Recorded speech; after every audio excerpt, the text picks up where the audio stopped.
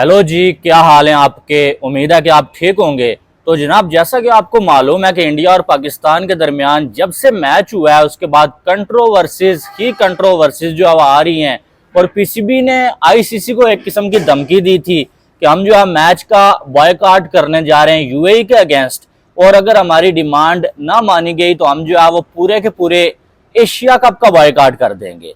और सबसे बड़ी न्यूज़ ये आ चुकी है कि आईसीसी ने पीसीबी की जो धमकी है ना उसको डस्टबिन में डाल दिया है, और पीसीबी की जो डिमांड थी उसको आईसीसी ने रिजेक्ट कर दिया है कि ऐसा कुछ भी नहीं होने वाला है। जैसा आप चाह रहे हैं, आपको अगर बॉयकॉट करना है करते रहें। ये जो है इस टाइम बहुत बड़ी न्यूज आ चुकी है। अब पीसीबी ने डिमांड क्या की हुई थी आपको मालूम है? पीसीबी ने डिमांड ये की हुई थी, जो इंडिया वर्सेस पाकिस्तान मैच के दौरान रेफरी था भाई, उसको टर्मिनेट कर दिया जाए, एशिया कप से उसको बाहर निकाल दिया जाए, या पाकिस्तान के मैचेस में वो इसके बाद जो है रेफरी ना हो, और अगर वो होगा तो हम जो है वो एशिया कप के मैचेस मजीद नहीं खेलेंगे। अब ये रेफरी वाला सीन क्या आपको मालूम है? जो परसों इंडिया और पाकिस्तान का मैच हुआ, मैच में क्या हालात बने आपको मालूम है? मैच के दौरान टॉस के बाद सूर्या कुमार यादव ने जो है वो सलमान अली आगा के साथ हैंडशेक नहीं किया। मैच के दौरान इंडिया के खिलाड़ियों ने कोई बात नहीं की पाकिस्तानी खिलाड़ियों के साथ। जब मैच खत्म हुआ, मैच खत्म होने के बाद फिर हैंडशेक नहीं किया गया, और जो डोर को क्लोज कर दिया गया। और जो वो जो मैच रेफरी था ना, उसने टॉस से पहले पाकिस्तानी कैप्टन सबसे ये बोला कि आपने हाथ नहीं मिलाना, आपने जो है इंडिया के कैप्टन के साथ हैंडशेक नहीं करना। अब पीसीबी के मुताबिक ये जॉब जो है वो मैच रेफरी के नहीं थी। पीसीबी के मुताबिक बीसीसीआई ने या इंडिया की टीम मैनेजमेंट ने मैच रेफरी को ये कहा कि भाई आप जो है वो पाकिस्तानी कैप्टन को मना कर दो कि वो जो है हमारे खिलाड़ी के साथ हाथ ना मिलाए। और उसके बाद यानी कि जो है वो जो मैच रेफरी है वो इंडिया का स्पोक पर्सन बन गया, और उसने जो है वो फिर सलमान अली आगा से कहा कि तुमने हाथ नहीं मिलाना। और बाद में जो मैच के बाद हैंडशेक नहीं हुआ, और जो इंडिया की टीम ने ड्रेसिंग रूम का डोर क्लोज कर दिया, इसमें भी मैच रेफरी का किरदार जो होना चाहिए था वो नहीं हुआ। इस बार जो है पीसीबी नाराज है, और पीसीबी ने जो है वो ये जो अब आप डिमांड रखती है भाई ये जो मैच रेफरी है इसको टर्मिनेट किया जाए। अब बात यह है यार कि पहली बात, जो मैं अपनी हमेशा अपनी राय देता हूं, मैं किसी की बात नहीं करता, ठीक है। जो मुझे समझ आता है वो मैं बात करता हूं, ठीक है। तो बात इतनी सारी है यार कि जो हाथ मिलाना यानी कि हैंड शेक करना है, वो जो है वो कोई रूल नहीं है, ना वो आईसीसी का रूल है ना वो एसीसी का रूल है। इसको स्पोर्टमैन स्पिरिट कहते हैं, ये स्पिरिट का हिस्सा है, लेकिन ये रूल नहीं है। अगर कोई ऐसा नहीं करेगा तो उसकी कोई सजा नहीं है, या कोई अगर ऐसा नहीं करेगा ना तो ये कोई गलत चीज नहीं है, ठीक है। हाँ, ये है कि एक जैसे रस्म होती है किसी मोहल्ले में, किसी सिटी में, जो है वो हर सिटी की हर जो है वो कास्ट की अपनी एक रस्म होती है, वो रस्म निभाते हैं। कोई अगर एक आध बीच में से उठ जाता है, वो नहीं निभाता उसको, तो वो कहते हैं यार ये देखो इसने रस्म तोड़ दिया, ये कर दिया। आप इसको ये कह सकते हैं कि एक रस्म जो है वो टूट गई है या नहीं निभाई गई है।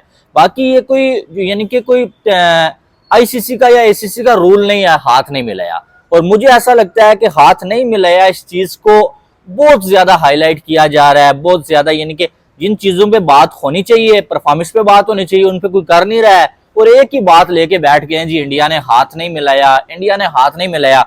और शायद पता नहीं कौन से लोग हैं वो जो ये उम्मीद लगा के बैठे हुए थे कि मैच दोस्ताना होगा, इंडिया के खिलाड़ी पाकिस्तानी खिलाड़ियों के साथ जफ्फियां डालेंगे, हाथ मिलाएंगे। भाई मुझे तो पहले से अंदाजा था कि जो हालात इंडिया और पाकिस्तान के बने हुए हैं, ये जफ्फियां, ये हंसी मजाक, ये कुछ नहीं होने वाला है। और अगर ये होता तो इंडिया की टीम को वैसे ही उनके फैंस ने रगड़ा लगाया हुआ है बीसीसीआई को कि मैच नहीं खेलना था, और वो मजीद रगड़ा लगा लेते, ठीक है। तो मुझे ऐसा लगता है कि ये इतना बड़ा कोई मैटर नहीं है जितना इसको उछाला जा रहा है। हाँ, मैच रेफरी को थोड़ा सबक जरूर सिखाना चाहिए कि भाई साहब तुम जो है वो तुम्हारा काम नहीं बनता है कि तुम जो है वो किसी एक टीम मैनेजमेंट के कहने पे जो है वो तुम दूसरे कैप्टन को जाके कह रहे हो कि तुमने हाथ नहीं मिलाना है। ये तुम्हारा काम नहीं है।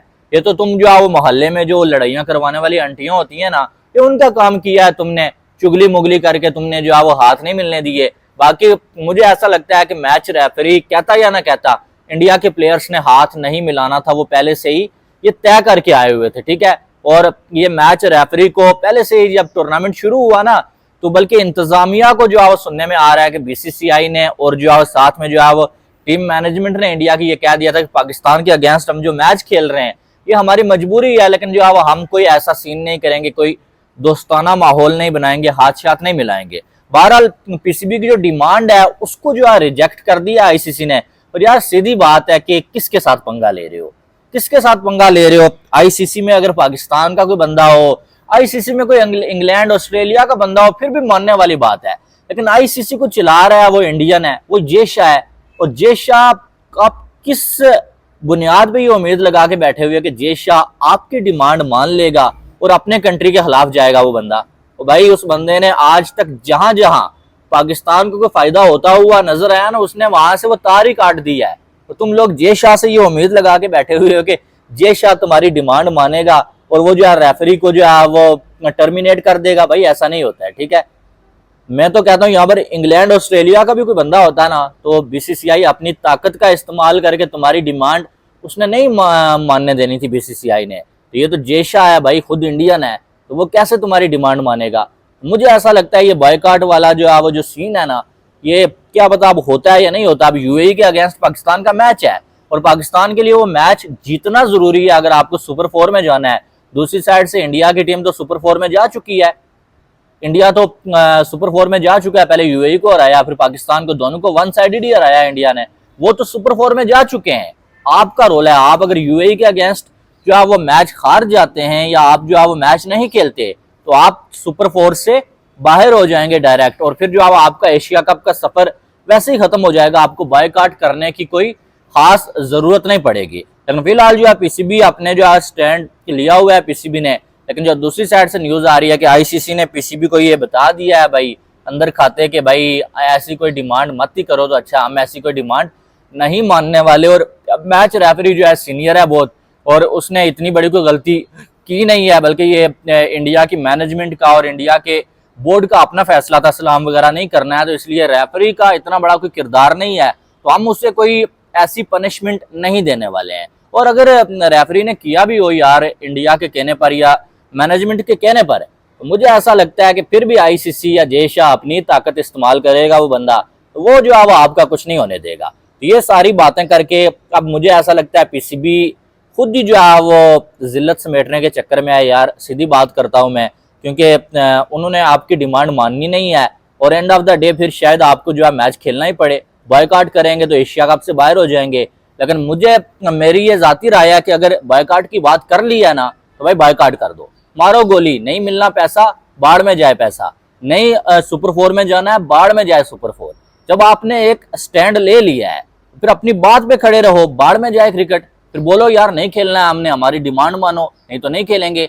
अगर आप फिर से हमेशा की तरह जैसे चैंपियन ट्रॉफी के मामले में आप झुक गए, एशिया कप हाइब्रिड मॉडल पे आप झुक गए थे, ऐसे इस मामले में भी झुक गए, फिर आपकी बात की कोई वैल्यू नहीं रहेगी, इसके बाद फिर आपकी बात नहीं मानी जाएगी, फिर आपको दीवार के साथ लगाया जाएगा। ये देखो जी बड़ी बड़ी बातें करते हैं लेकिन काम इनसे कुछ नहीं होता है, ये तो अपनी बात पे खड़े ही नहीं रहते हैं।